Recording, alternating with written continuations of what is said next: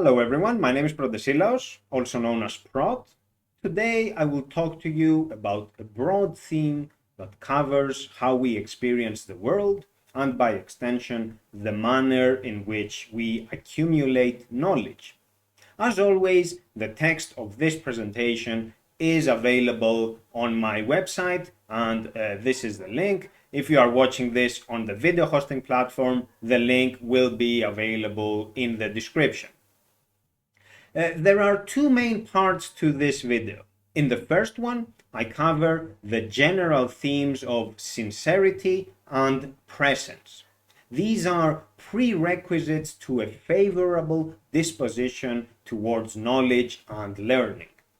In the second part, I tackle the more specialized topic of taking notes.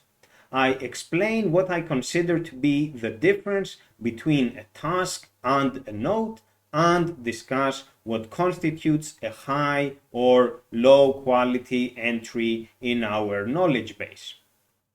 This video comes a few days after a detailed presentation I did on a programming related subject, a demonstration rather, not just presentation.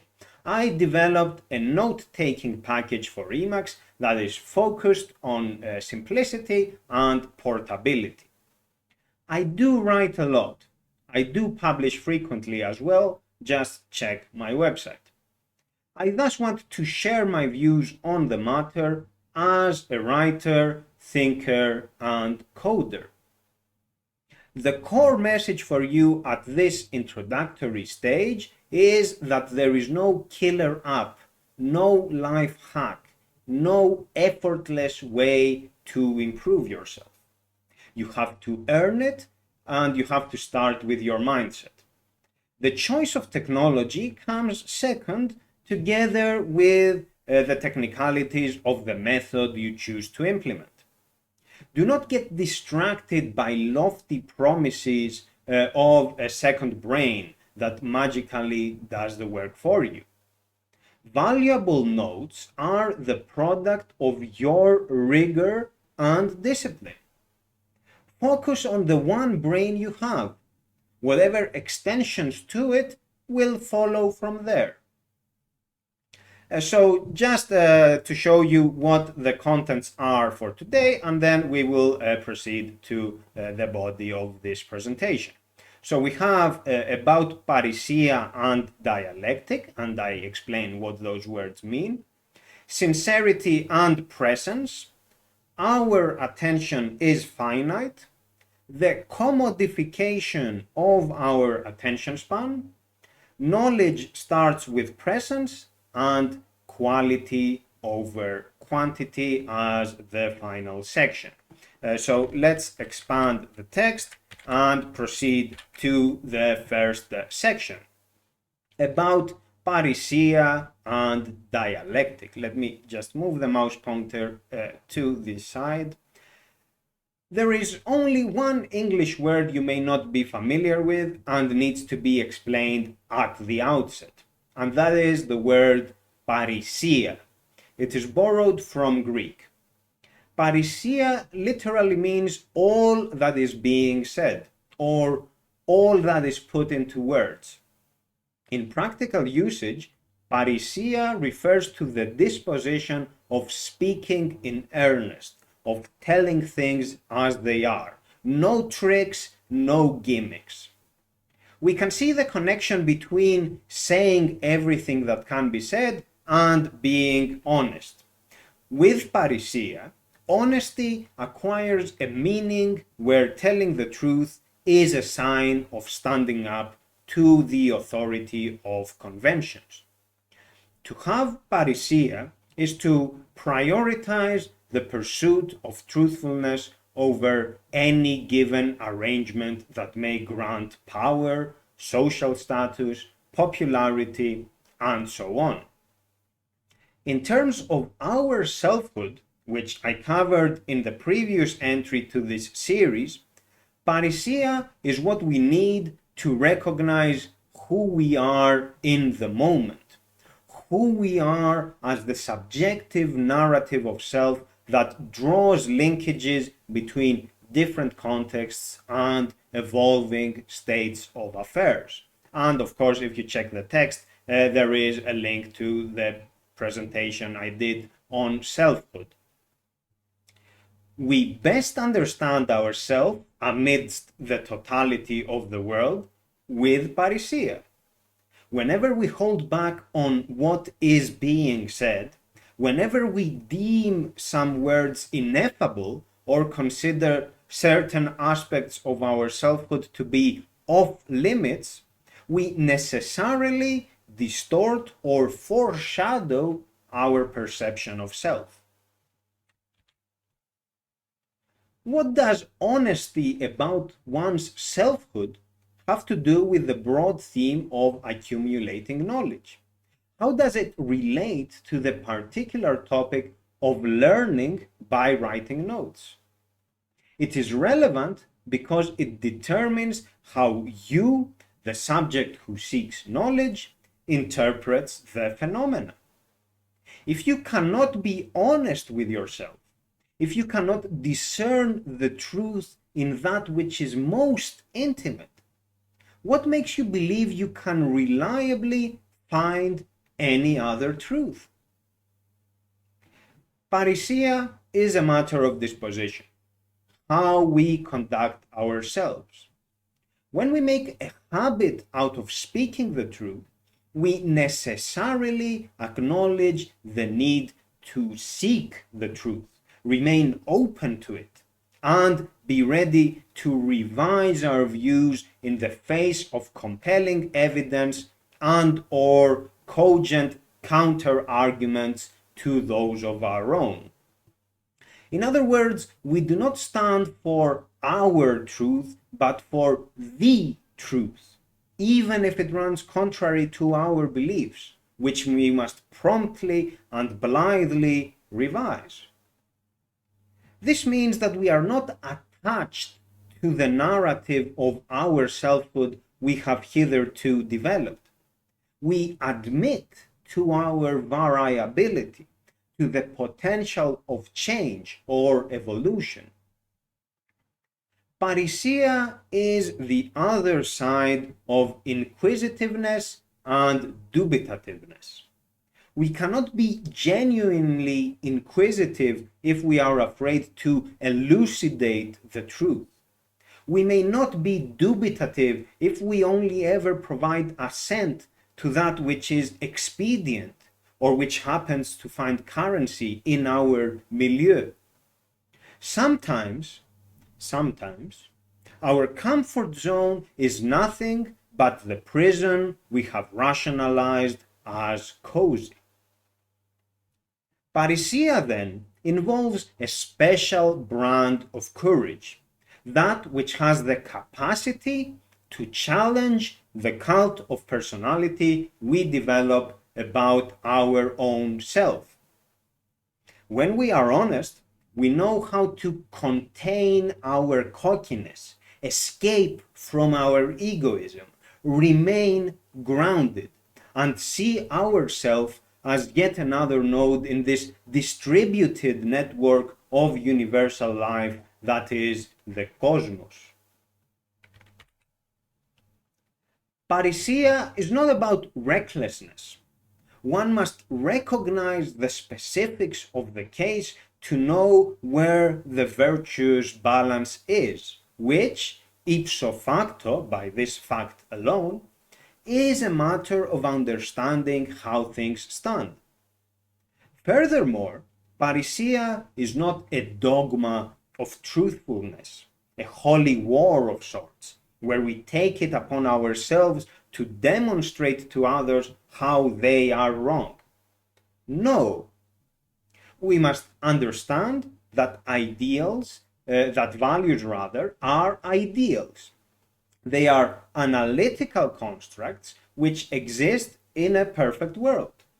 In our actuality, though, we must exercise practical reason, common sense, as we say. The truth is an ideal as well. As with all ideals, it has no instantiation that is equivalent to its absolute form. What we have in practice are approximations of the ideal, which is the case for everything. I cannot offer you harmony, for example, but only instances of it, such as a melody or a shape. Even if I put together all melodies and shapes, I am still giving you instances of harmony, not the ideal of it. Parisia thus requires that we acknowledge the actuality of our subjectivity.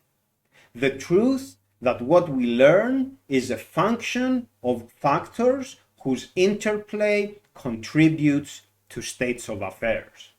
We do not deal in absolutes. Our methods are imperfect and our judgment fallible. To speak in earnest, then, requires that we recognize our limits. The most practical way to do so is to be dialectical. Dialectic, in its original meaning, is about discourse, dialogue, what happens through words, an exchange of views.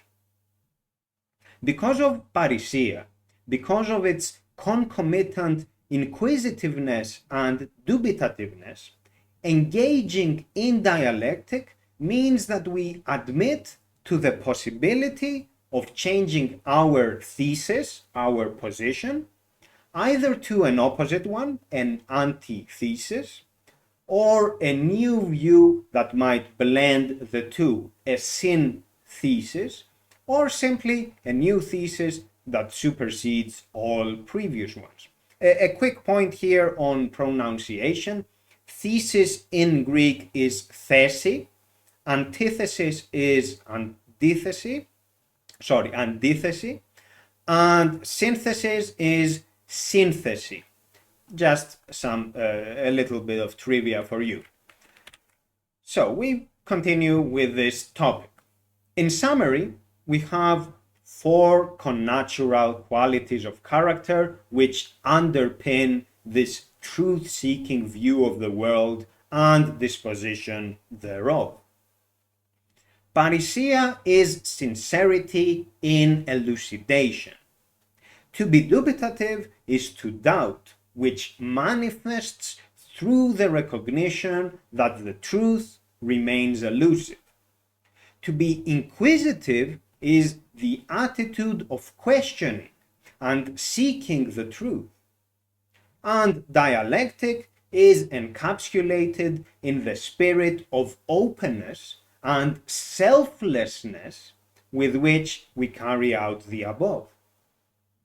When we have these, or at least work towards making them part of our everyday life, we start perceiving things differently. For example, someone at some point in the distant past insulted you. By being honest, you understand that the insult is inconsequential and that your past self does not necessarily determine your current self. Matters such as pride are ephemeral and situational. You then realize that by letting go, by no longer attaching value to something that has none and which is not pertinent, you free yourself from its grip. Ideas can create robust constraints. When we are in the mindset of pursuing the truth, we are neither attached to nor bound by any given arrangement of concepts. There is a lightness to it, as we always emancipate ourselves from falsehood.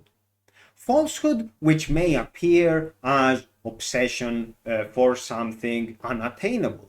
The pettiness of winning the argument for the sake of winning, and all those desires to play a role in order to accommodate social expectations, often to our detriment.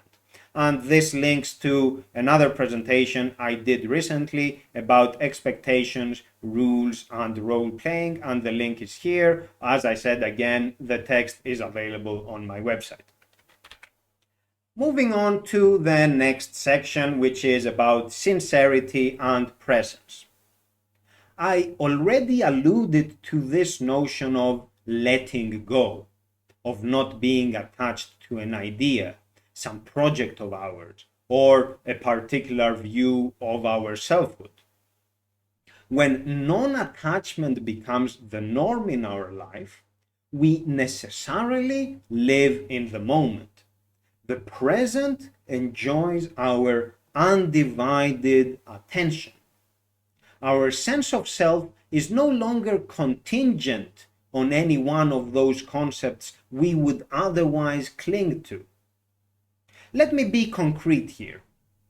If I were to prepare this presentation with the ultimate goal of amassing internet points, such as likes, comments, subscribers, I would be creating an idol of myself, an avatar, who lives and dies in the domain where this video acquires those points or not. If then I do not have the sincerity to understand that I am not the idol of myself, an idol which I created by mistakenly attributing value to certain constructs, to those internet points, my immediate experiences will revolve around this distorted reality of whether the idol wins or loses those internet points. I will become a victim of my own desires, or rather, my desires will take a life of their own and exert control over me, alienating me from what I do and rendering me heteronomous.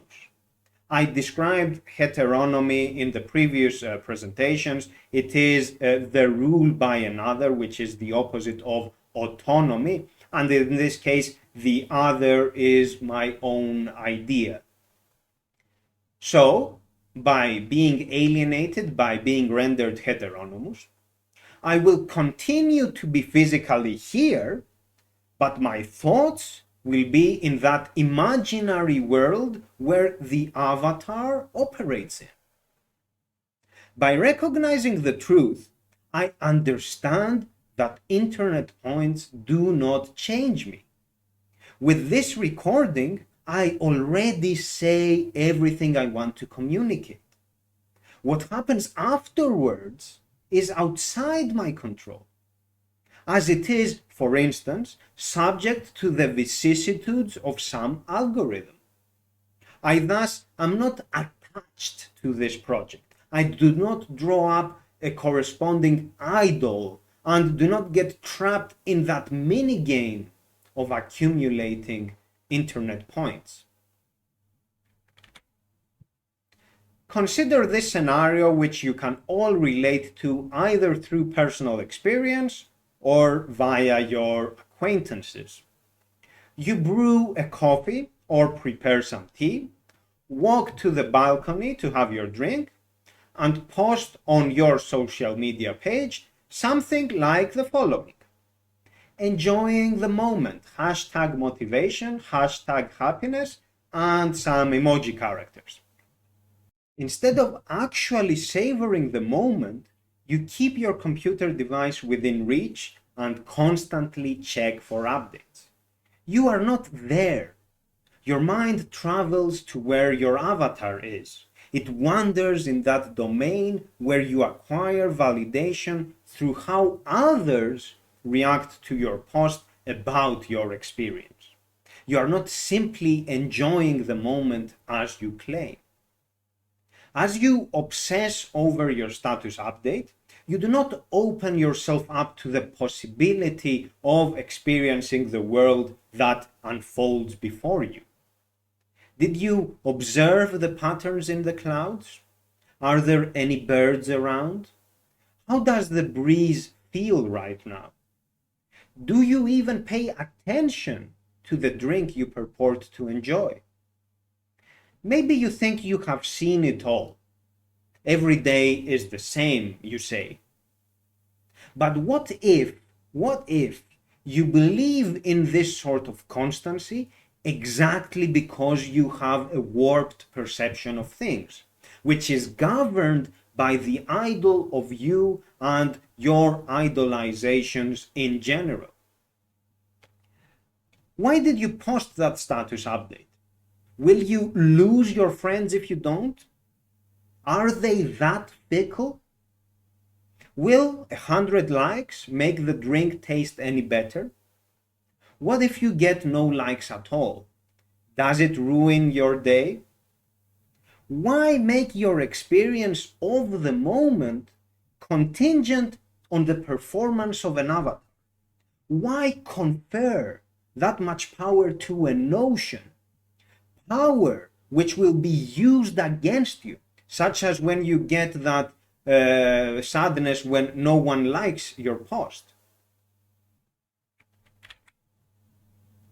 We often hear people lament how they are a failure in life because they could not realize their dreams or live up to a certain standard. Are they right? Did they truly fail as human beings? Or did their avatars not fulfill their purpose within the confines of whatever minigame? Instead of belittling ourselves, why not consider the possibility that the dreams and aspirations we have are, at times, falsehoods? Why beat ourselves into submission when there is a good chance we simply lacked perspective? Maybe we were misguided and had the wrong goals. When we are in the mindset of seeking the truth, we develop the skill of observing our behavior in such moments instead of jumping to early conclusions. We assess our condition and, with parisia, with courage and plain-spokenness, ask the difficult but necessary questions. Why am I seeking social validation for a private affair? Is not my appreciation of the moment sufficient? Would I want my enjoyment to be ruled by popular vote? Do I have a personality? Or am I merely doing what others want? Is my selfhood limited to the performance of an idol of mine? Why hurt myself by assuming that my ideas were correct in advance? Who is this all-knowing judge anyway, who brands me as a failure? There is so much that can be said about the trappings of our imagination and how we tend to consider them truthful without further consideration. We escape from the moment, we lose ourselves, we cede control to some avatar, and eventually feel helpless when things go awry. By practicing parisia, we find the courage to stand up and take the initiative. We do not allow ourselves to be reduced to an idol, to a figment of a convention or role-playing game. We are more than that. Think again about this otherwise innocuous act of posting a status update about your drink. You might think now, why would philosophy even bother with such details? Is not philosophy about abstract magnitudes and academic discussions? Philosophy is ultimately realized through quotidian life. We do philosophy. We don't merely preach it or study it. As such, we can draw a general point from a particular phenomenon as we couch it in terms of its wider context. To continue with the example here, by tackling this seemingly trivial issue with the help of philosophy, we learn that we can enjoy the moment without the performative aspect of tokenizing the minutiae in our life. By tokenizing, I mean that we convert our experience to something that has transactional value in a certain domain, which we then trade in a market in exchange for popularity and validation. We have to take a step back and assume agency. Let the moment have our undivided attention. There is no longer an idol or avatar that yearns for those tokens of short-term stimulus. The idol has no power over us. It cannot affect us. There are no troubling thoughts about what our peers might think of our experience in the here and now. None of that bothers and burdens us. None of it. The moment just is. We recognize it as such. We practice being present in those seemingly small things because it is easier to start with them than with more complex phenomena. We can track our progress and notice how a more deliberate disposition is achievable. We practice in small increments, one step at a time, until we learn to remain present consistently, no matter the specifics. Next section. Our attention is finite. Why do we need to focus anyway? What is the reason for being present? Why not allow ourselves the apparent freedom to wander away and pursue everything that comes our way? Quite simply, our time is finite. We only have a few hours each day during which we are productive and can stay active on a given task. In the grand scheme of things, we have but a few years to live. Our humanity makes it impossible to experience what the world has to offer in its totality. We must learn to pick and choose among the innumerable stimuli that affect us and trigger us into action. Everything out there has an effect on us. The colors, the figures, the sounds, the ideas we have about them or because of them, everything.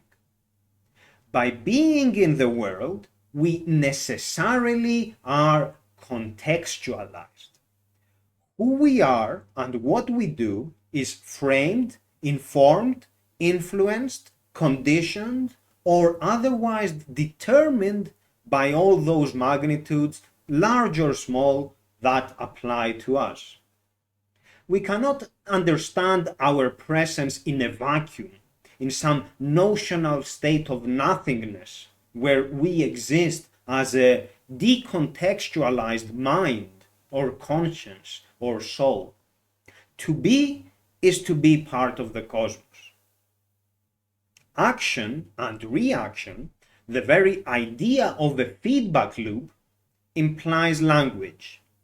Something happens, which we can describe as the transmission of a message, and something else occurs in response to it, which we may consider the reply to this message. In its most basic form, this universal language is binary.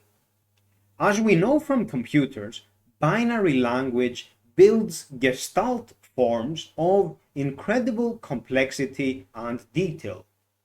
Do not underestimate how the seemingly trivial mechanism of cause and effect leads to elaborate structures. As humans, we have mechanisms for processing and filtering this cosmic language.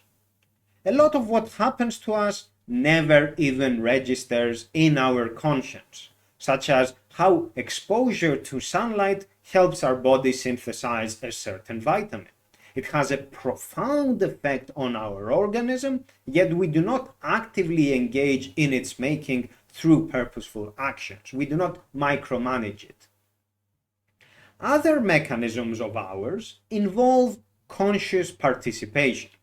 This is the part of the universal language we do interpret. It is where we can implement changes and work towards improving ourselves.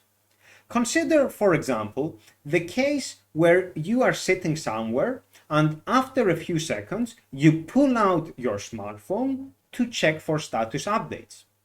There is no pressing reason to do it. You already checked your phone a few minutes ago. Why do you have this seemingly irresistible urge to take your focus away from your surroundings and shift it towards that mini computer of yours? Can you spend 5 minutes without that gadget? Look around you. Is the decor good enough? What are your thoughts about its prevailing colors and patterns? Would you change them? How?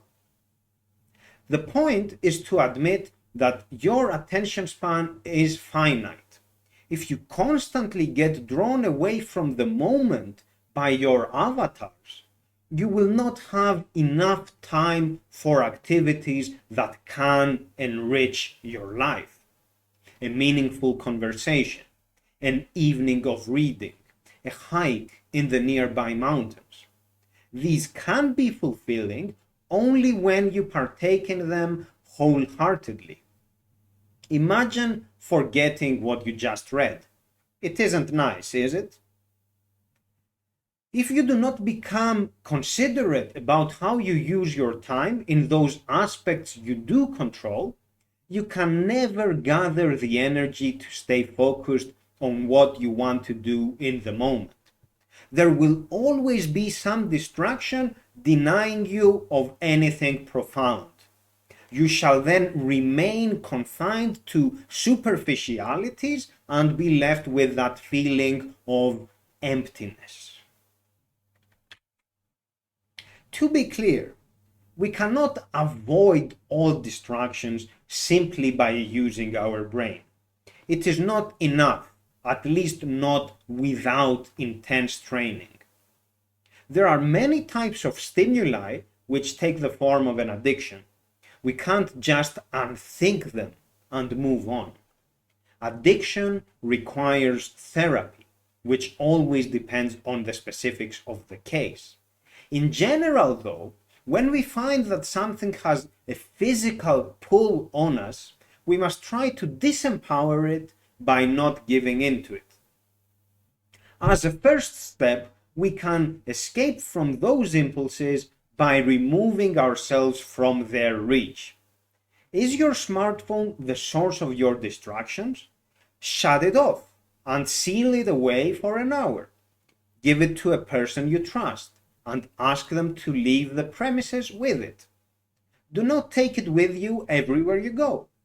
Try to impose a schedule in your daily life where you disconnect from the web, literally and figuratively. Do whatever it takes to put a distance between yourself and the source of your distractions. Once you learn to live without them physically, you will gradually practice how to control yourself mentally. Parisia here means that we do not deny the fact that stimuli have an effect on us. Remember that we are always subject to the cosmic language. Lying or pretending does not solve the problem. Parisia is to admit the potency of those magnitudes and seek ways to deny them the space they need to grow inside of us. Do not assign value to them. Refrain from becoming invested in them. Just as we are not attached to our own narrative of self and the aspirations associated with our projects, we must practice not to be governed by those dependencies either. Next section, the commodification of our attention span. Notice that many offerings we are exposed to are free of cost. The so-called social media do not charge us any money for using them. They just trigger us into engaging with their platform multiple times per day under the pretext of checking the news or learning what our friends are up to. Similarly, many of the video games we have on our computers follow a free-to-play model and expect us to achieve progress through endless hours of grinding out repetitive tasks in pursuit of some achievement. Even technical websites, such as GitHub, are now introducing a gimmick of showing off tokenistic accomplishments. If they push on with that initiative, they will be incentivizing us to put up a performance of gaming the system instead of focusing on the substance. A performance like the status update we make about our morning drink. In a generic economy, all those businesses would be competing for our money, at least as a point of entry. But if they do not want to be paid for their goods and services at the outset, what could they possibly be competing for? Our attention, of course. Our attention is valuable because it is finite. Businesses are commodifying our attention span. They want to keep us active on their platform for as long as possible. The time we spend with them is time not spent on other activities.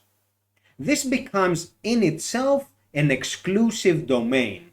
The dominion over our attention span, the oligopoly built on top of it, can then be monetized in various ways.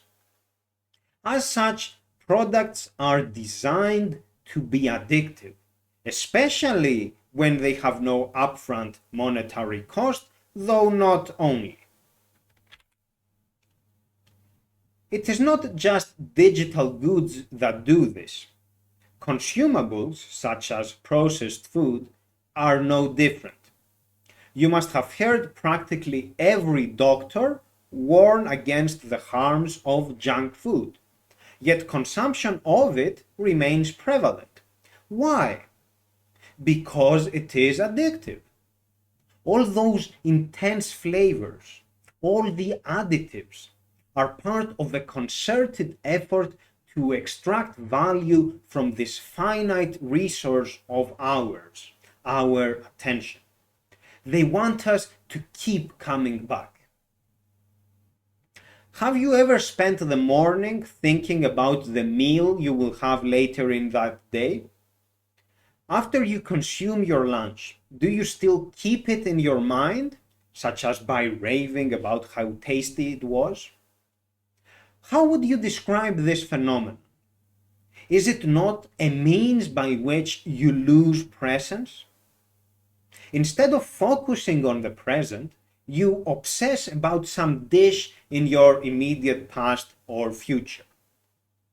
Again, we notice how little things, such as the intensity of the food's flavor, can inhibit our focus on the here and now. It is all those small things we need to account for, and we must train not to give in to them if we want to consistently remain present. As everyone competes for our attention, marketers need to find ways to make their product stand out. For productivity solutions, this typically involves promises along the lines of making us a 10x of whatever it is we are, a 10x programmer, a 10x writer. Or they peddle something that appeals to our inability to focus over prolonged sessions, such as a shortcut to efficiency, a conduit to wisdom, and so on. An app on its own cannot rescue us from all the distractions. We need to approach matters with sincerity, with a spirit of openness, and start doing what is necessary mentally and physically to gain or regain control.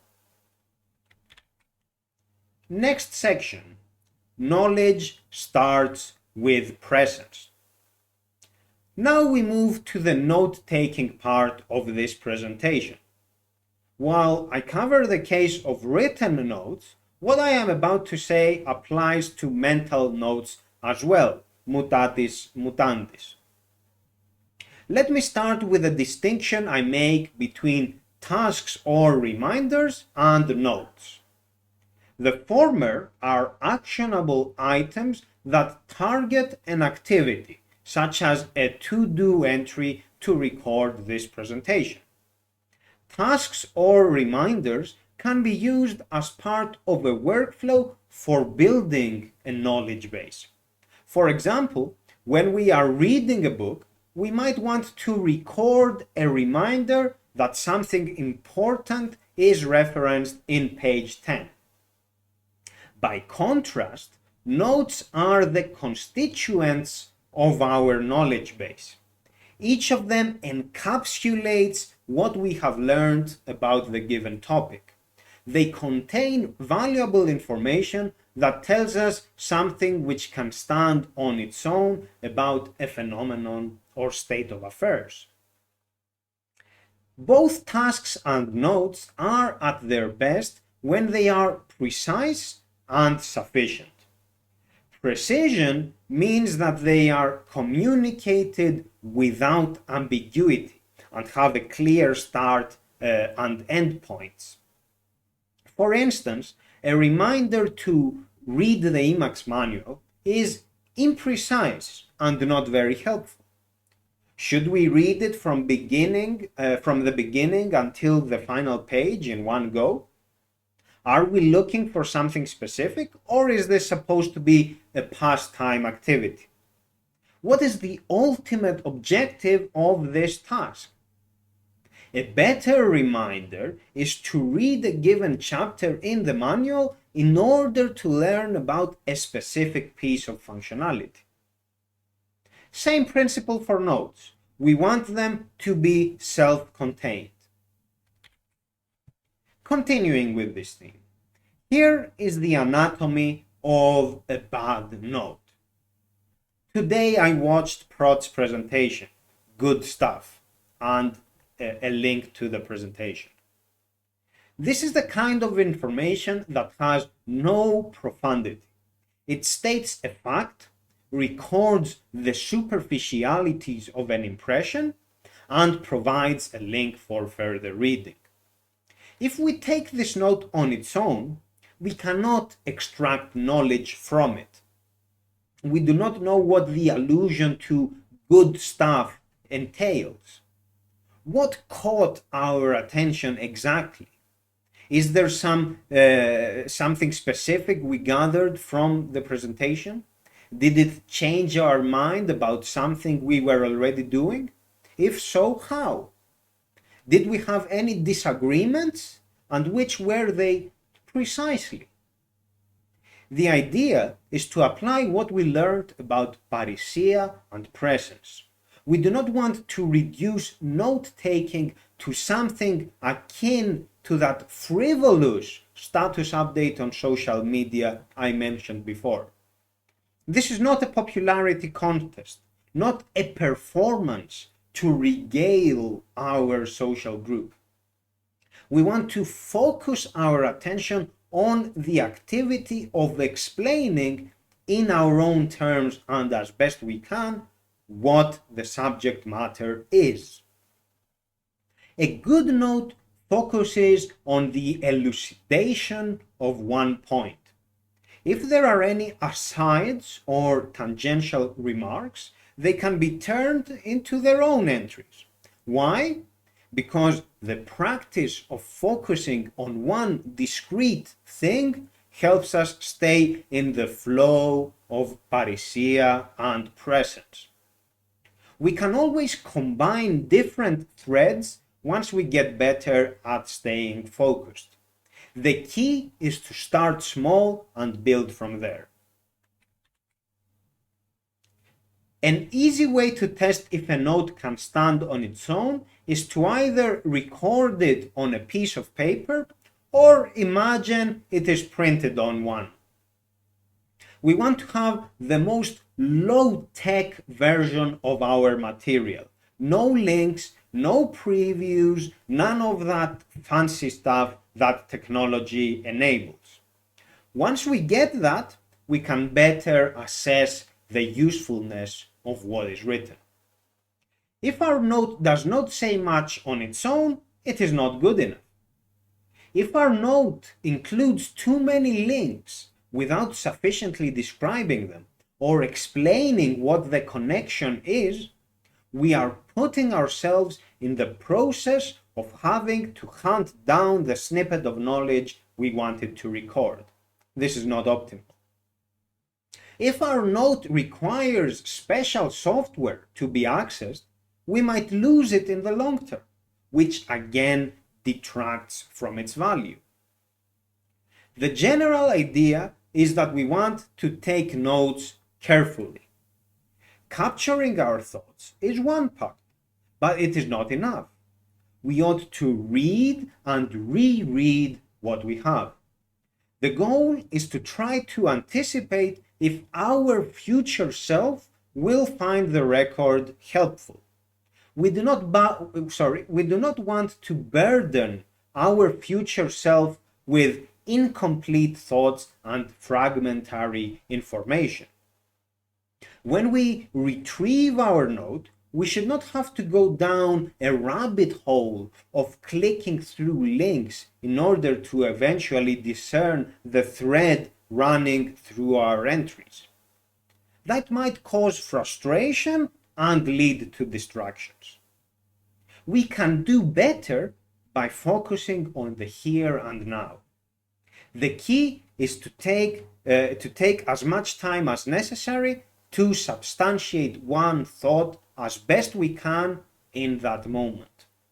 If we have doubts, or if there are any lacunae in our knowledge, we must admit them then and there. The note is not supposed to be perfect. This is not about some performance for the public eye.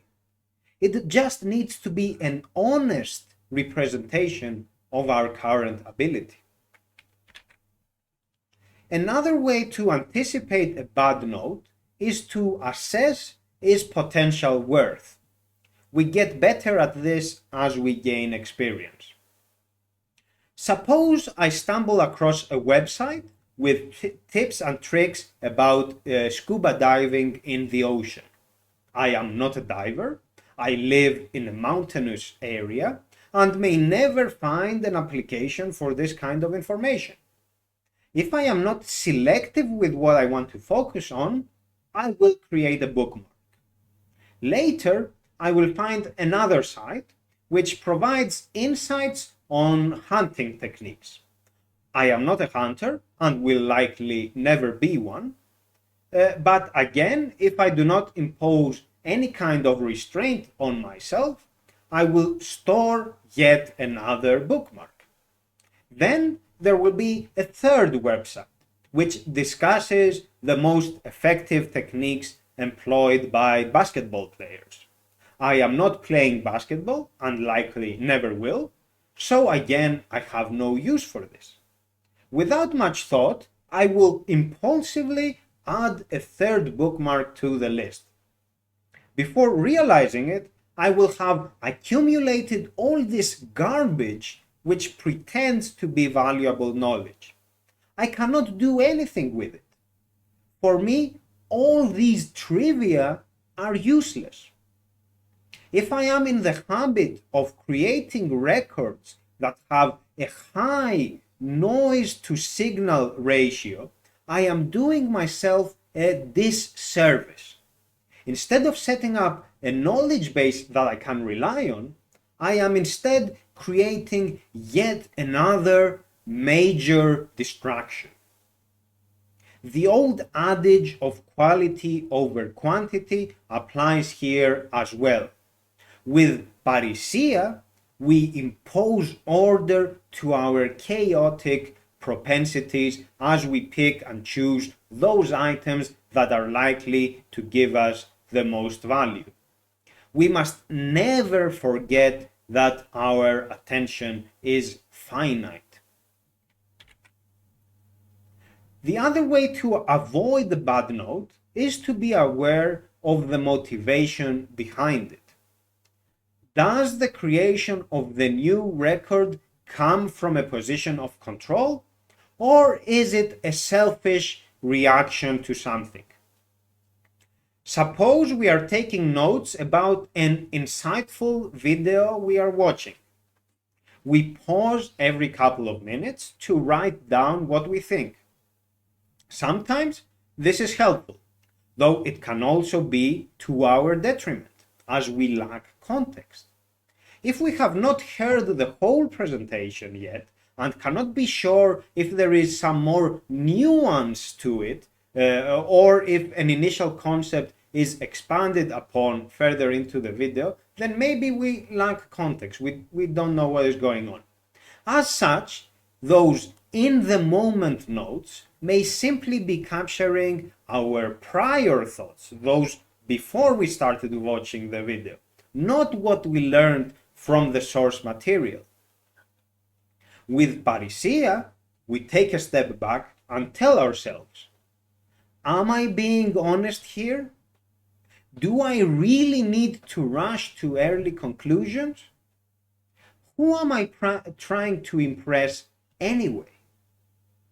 By doing this, by maintaining our presence and focus on the moment, we keep the right mindset of not allowing premature notions to masquerade as high-quality notes. Instead, we can use tasks or reminders, which we will revisit after watching the whole video.